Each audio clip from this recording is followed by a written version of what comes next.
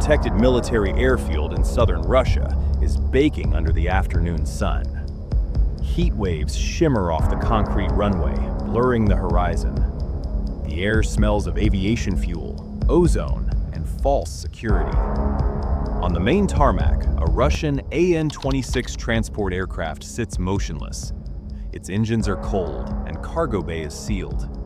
The crew is likely inside the ready room, just 220 meters away, believing they are untouchable. But they are wrong. This aircraft is a lifeline, one of only 50 operational units left in the fleet, capable of hauling 12,000 pounds of critical supplies to the front lines. It is an asset worth tens of millions of dollars, and in exactly 4 minutes and 30 seconds, it will cease to exist. It won't be destroyed by a cruise missile screaming in at Mach 0.8. It won't be hit by a NATO strike package. It will be destroyed by a piece of plastic and fiberglass that costs less than a used Honda Civic. The airfield looks like a fortress. Concrete blast walls, camouflage netting, electronic warfare antennas bristling from rooftops, constantly scanning for signals. But security isn't about how thick your walls are. It's about whether you can recognize the threat before it's already inside. The attack didn't begin with an explosion. It began 15 miles away, with a decision that would haunt Russian air defense doctrine for years. Hold fire, please. Confirm target classification first. That hesitation, 5 seconds of asking, "What is this thing?" was all the opening Ukraine needed. Here's what makes this strike so brutal. Nothing was broken. The Russian air defense network protecting this airfield wasn't sabotaged. It wasn't jammed into blindness. It wasn't caught sleeping through a shift change. The Pantsir S1 batteries positioned around the perimeter, fully operational. Dual 30mm autocannons loaded. 15 57E6 missiles sitting in ready tubes. Fire control radar sweeping the approach corridors every 4 seconds. The Tor M2 medium-range system northeast of the runway? Active. Phased array radar tracking up to 50 targets simultaneously. The command center? Staffed and functional. Encrypted data links connecting every sensor and shooter. Every light on every console was green. This wasn't a failure of hardware, it was a failure of recognition. Because when the Ukrainian UAV first appeared on Russian scopes at 2:10 p.m., a full 10 minutes before impact, the operators looked at the radar return and asked themselves a question that would cost them everything. Is this worth a $1 million missile? And while they debated the answer, while they checked threat libraries, the clock kept ticking. The UAV kept flying, and the gap kept closing. 15 miles southwest. Inside the Pantsir S1 command vehicle, Lieutenant Volkov rubs his eyes. He is fighting the afternoon slump, 2 hours into a 5-hour watch rotation. Suddenly, he notices something flicker on his display. Not a solid contact, clean track, just a ghost. Altitude, 40 feet. Velocity, 115 miles per hour. Radar cross-section, intermittent, weak, unstable. The contact isn't behaving like anything in the threat library. Too slow for a cruise missile, too low for a fighter jet, and too erratic for a helicopter. The radar isn't broken. It is just confused. The UAV is flying inside the ground clutter, the chaotic zone where radar waves bounce off trees, buildings, and power lines. To the computer, the drone doesn't look like a threat. It looks like noise. And modern air defense doctrine has a rule burned into every operator's brain. Positive identification before engagement. Why? Because mistakes are expensive. In 2022, a Russian Pantsir wasted 3 missiles on a flock of birds. The humiliation was global. Command came down hard.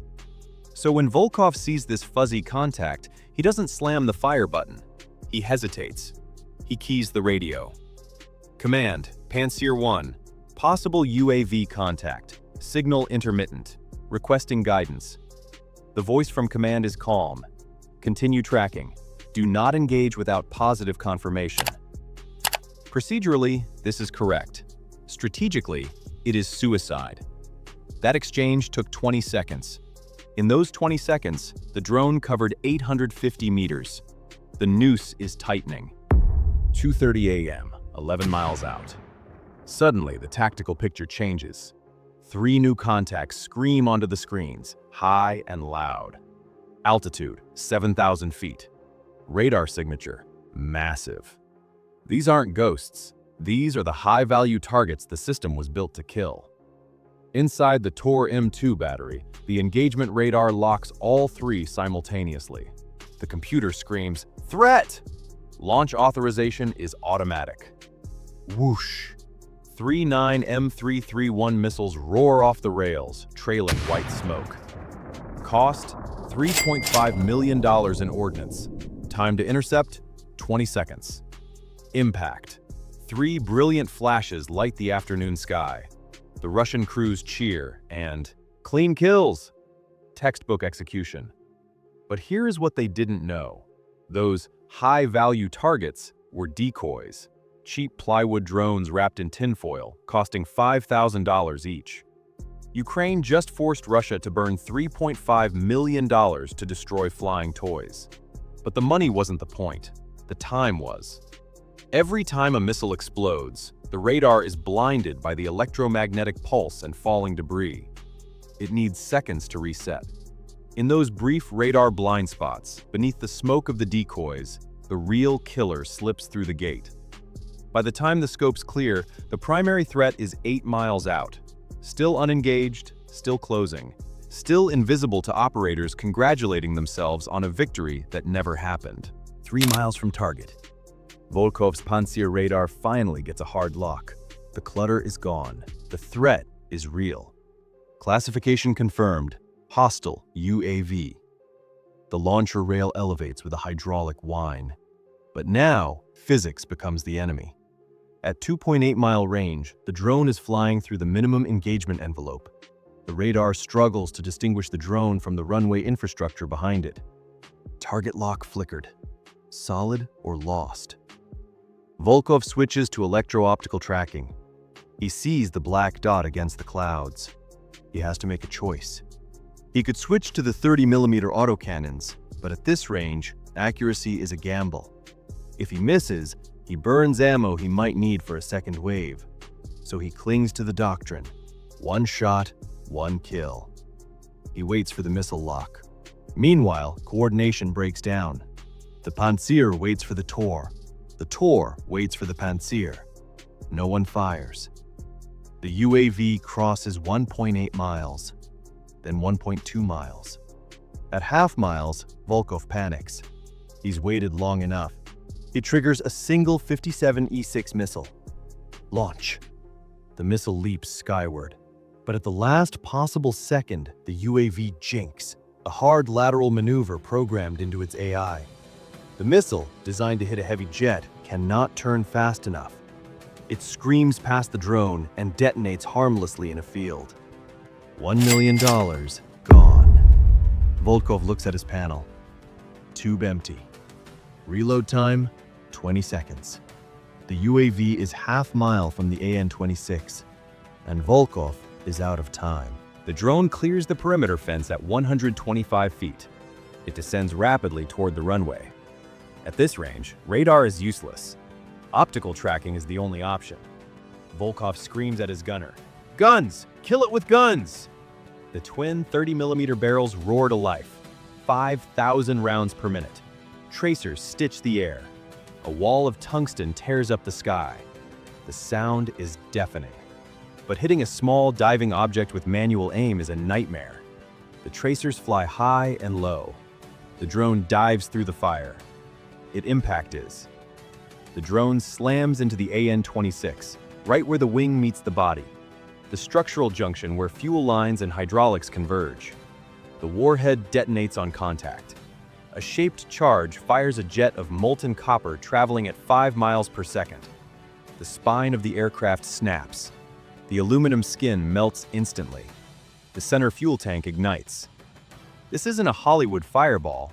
It is a vicious, spreading inferno that follows every fuel line through the aircraft's guts. The wings fold downward as the attachment points liquefy. The landing gear collapses, and the tail section breaks free. Within 90 seconds, a strategic asset worth tens of millions is reduced to a bonfire on the tarmac.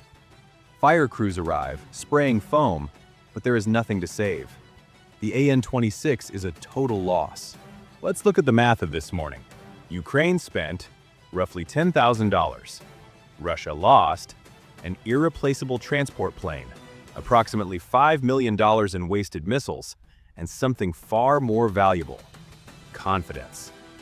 This airfield was supposed to be secure. It had layers, it had radars, it had the best missiles in the world, and a $7,000 drone flew right down its throat. Every assumption about airspace security just collapsed. Every assurance given to commanders about protected rear areas just became suspect. Within 24 hours, the orders changed. Engagement thresholds were lowered. Operators are now told to shoot at everything. But that creates a new problem: expenditure anxiety. Now, every radar contact triggers the same panic. Is this real? Hesitation hasn't decreased, it's increased. Because now operators are terrified of being wrong in both directions, afraid to fire too late and afraid to fire too early. Coordination delays worsen. Senior officers try to micromanage decisions that need to be made in milliseconds. Ukrainian strike planners have seen this pattern, and they are exploiting it. This strike proves something uncomfortable about modern warfare. The most dangerous moment isn't when a weapon is fired. It's the moment just before the decision is made. Russia didn't lose because its radars were broken. The hardware worked exactly as designed. It failed because, for a few critical seconds, someone hesitated. Someone looked at a screen and asked, "What is this?" instead of saying, "Engage." And in 2026, 7 seconds isn't a delay. 7 seconds is an eternity. So the real question isn't just about technology. It's about limits. Was the failure inevitable, caused by physics, low-altitude blind spots, and the realities no radar can ever fully escape? Or was it human? Fear of making the wrong call, the weight of responsibility, the pause that comes before irreversible action. I'd love to hear what you think. Tell me in the comments, where did it really go wrong? And if you're interested in how cheap technology, smart timing, and asymmetric tactics are reshaping modern battlefields, often faster than generals can adapt, consider subscribing to the channel. Because this isn't the future of warfare anymore. It's already happening. Thanks.